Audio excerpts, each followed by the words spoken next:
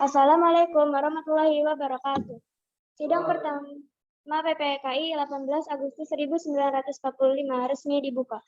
Tanggal 10 Juli sampai 16 Juli 1945 dibahas rancangan Undang-Undang Dasar. Setelah selesai dibahas, maka sidang kedua BPUPKI telah selesai. Tanggal 6 Agustus 1945, Sekutu menjatuhkan bom atom di Hiroshima. Korban berjatuhan di mana-mana. Tanggal 7 Agustus 1945, BPUPKI dibubarkan dan diganti dengan PPKI dengan alasan tugas BPUPKI telah selesai. Tanggal 9 Agustus 1945, Jepang kembali dijatuhi bom atom oleh Sekutu, tepatnya di kota Nagasaki. Hal ini membuat Jepang kewalahan. Setelah peristiwa pengaboman, tiga tokoh Indonesia yaitu Insinyur Soekarno, Dr. Soekarno Hatta, dan Dr. Rajiman Weddiwaningrat dipanggil oleh Marsikal Terauchi di Dalat, Vietnam. Di Dalat, Vietnam, Jenderal Terauchi memberikan 3 keputusan, yaitu disetujuinya pembentukan PPKI, pengangkatan Insinyur Soekarno sebagai Ketua PPKI, dan Dr. Soekarno Hatta sebagai Wakil PPKI, serta untuk mendiskusikan keputusan Jepang. Halo, selamat pagi Bung Karno.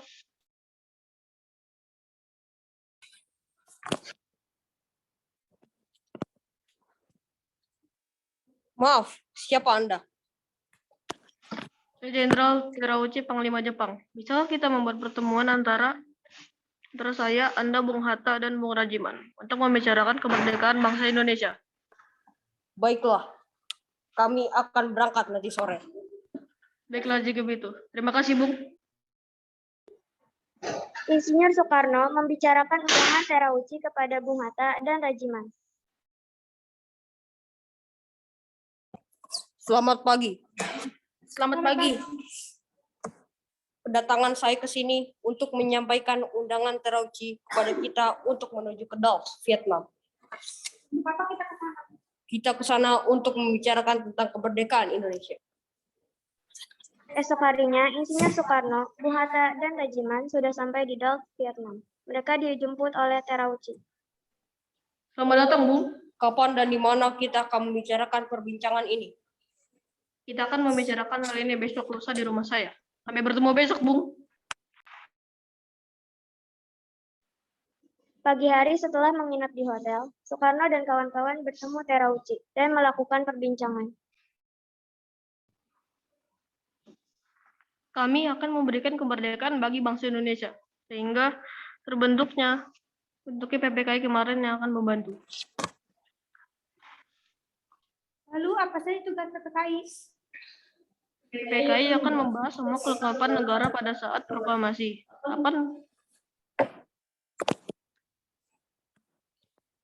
Kapan pelaksanaan proklamasinya? Tak perlu khawatir. Kami belum bisa menentukannya. Jepang akan memberikan kemerdekaan bagi Indonesia.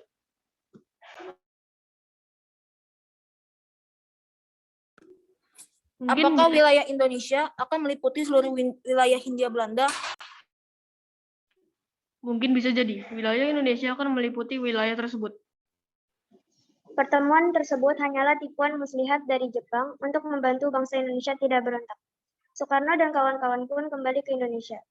Sebelum pulang, mereka singgah ke Singapura untuk menemui tiga pimpinan PPKI. Soekarno selanjutnya mencari tahu bahwa Jepang telah menyerah pada Sekutu. Hari berikutnya, Soekarno dan kawan-kawan melakukan rapat koordinasi. Bung Karno, Hatta, Rajiman kembali diundang ke Singapura menemui 3 pimpinan PPKI.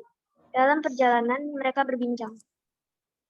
Rasanya saya belum yakin jika Jepang telah menyerah kepada Sekutu. Kalau begitu, kita perlu diskusi lebih lanjut dengan beberapa tokoh yang ada di Indonesia. Lalu siapa saja tokohnya? Baik golongan tua maupun golongan muda untuk memproklamasikan kemerdekaan Indonesia. Setelah mengetahui kekalahan Jepang dari siaran radio BBC, para pemuda menemui Insinyur Soekarno dan Bung Hatta di rumahnya Jalan Pegangsaan Timur 56, Jakarta untuk mendesak Insinyur Soekarno dan Bung Hatta agar mengumumkan kemerdekaan saat itu juga, dengan Sultan Syahrir sebagai juru bicara. Bung Karno, Jepang sudah kalah. Seharusnya kita cepat memproklamasikan kemerdekaan. Kita tidak bisa begitu saja memproklamasikan kemerdekaan. Kita harus membicarakan dalam rapat PPKI. Kita tidak bisa begitu saja memproklamasikan kemerdekaan. Kita tidak mungkin membicarakan rapat dalam PPKI, karena PPKI dibentuk oleh Jepang dan kemerdekaan Indonesia haruslah dari usaha rakyat Indonesia, bukan pemberian bangsa lain. Bukan begitu. Kita memang seharusnya membicarakannya dalam rapat PPKI. Karena PPKI adalah badan yang bertugas mempersiapkan kemerdekaan. Dengan demikian, usaha para pemuda dengan juru bicara Sultan Syahrir untuk memujuk Insinyur Soekarno agar segera memproklamasikan kemerdekaan mengalami kegagalan. Setelah mengalami kegagalan membujuk Bung Karno, maka para pemuda kembali mengadakan rapat dengan Khairul Saleh sebagai pemimpin. Setelah rapat usai, akhirnya diputuskan, para pemuda akan menculik Insinyur Soekarno dan kawan-kawan.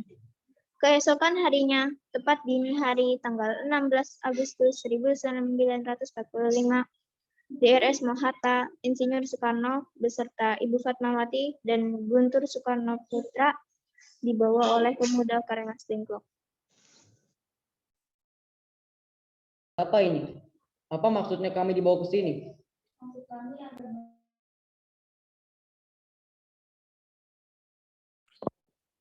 Saya sudah mengatakan bahwa kemerdekaan Indonesia harus dibicarakan dalam sidang PPKI terlebih dahulu.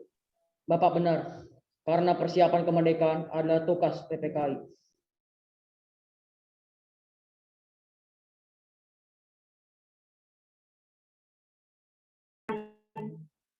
Sementara terjadi perdebatan di Rengas Dengklok, di Jakarta, Wikana, golongan muda, dan Mr. Ahmad Subarjo, golongan tua, melakukan perundingan. Setelah mendapat beberapa kesepakatan, diutuslah Yusuf Kunto untuk mengantar Ahmad Subarjo ke Rengas Dengklok. Ayo kita segera ke sana. Saya rasa di sana pasti terjadi perdebatan yang sengit.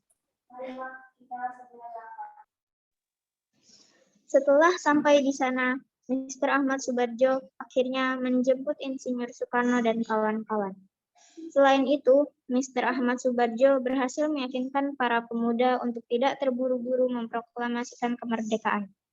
Sekitar pukul 23.00, rombongan Insinyur Soekarno sampai di Jakarta untuk sesaat pulang ke tempat masing-masing. Lalu langsung menuju rumah Laksamana Maida untuk merumuskan naskah proklamasi. Silakan masuk Bapak-bapak.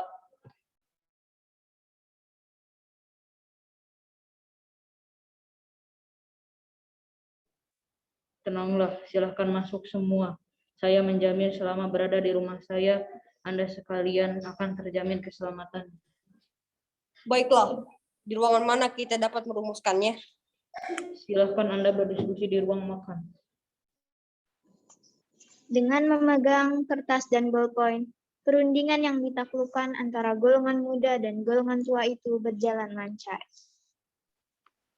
Bagaimana kalau kita mengambil rumusan BPU PKI dengan bunyi, kami bangsa Indonesia dengan ini menyatakan kemerdekaan Indonesia? Itu boleh juga. Menurut saya, perlu ada pernyataan pengalihan kekuasaan seperti ini.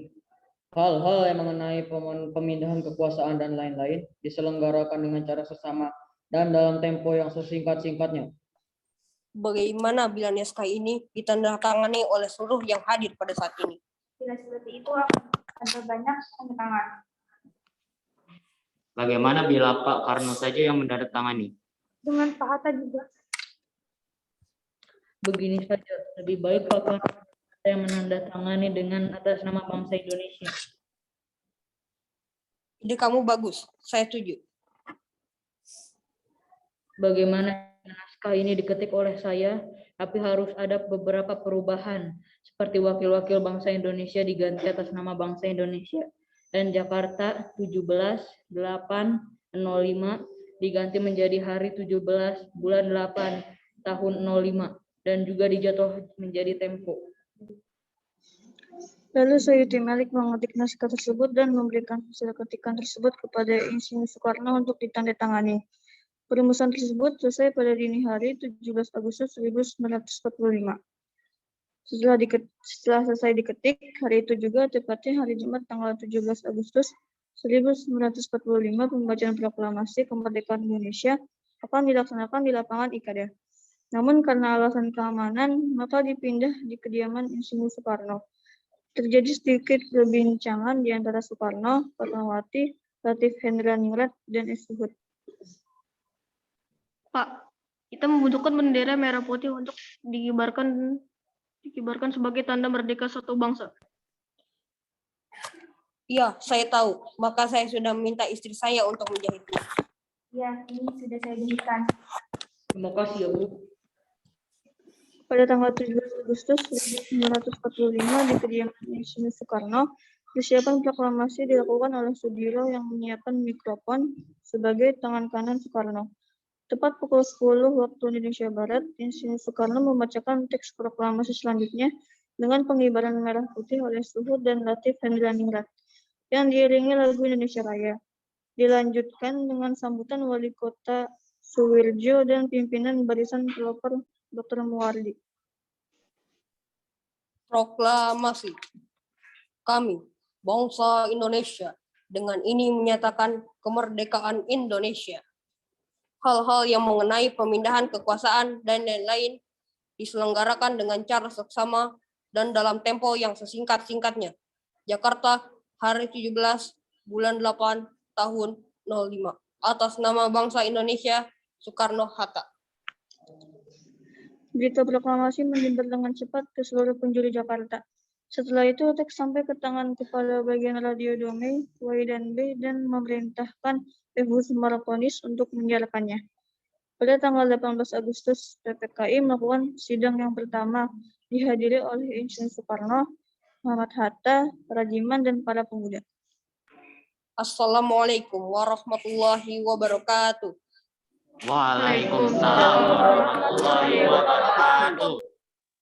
Untuk memulai sidang PPKI ini, mari kita menyanyikan lagu Indonesia Raya. Para peserta menyanyikan lagu Indonesia Raya.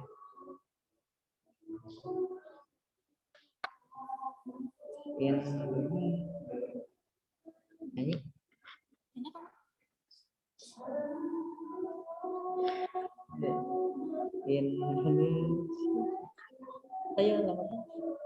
Di sini kita akan menetapkan membahas Undang-Undang Dasar 1945 yang dijadikan sebagai dasar negara, memilih presiden dan wakil presiden serta membentuk KNIP untuk membantu pekerjaan presiden sehari-hari.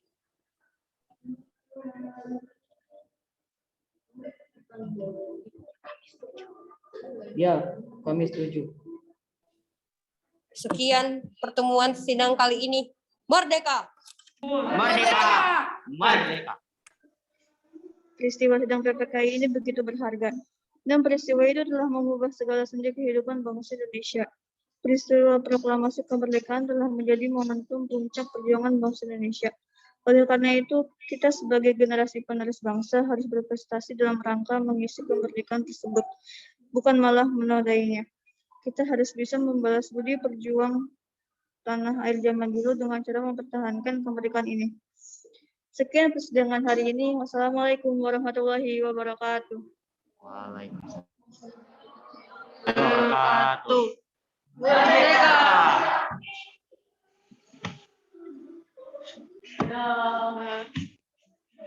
Ya, tepuk tangan semuanya.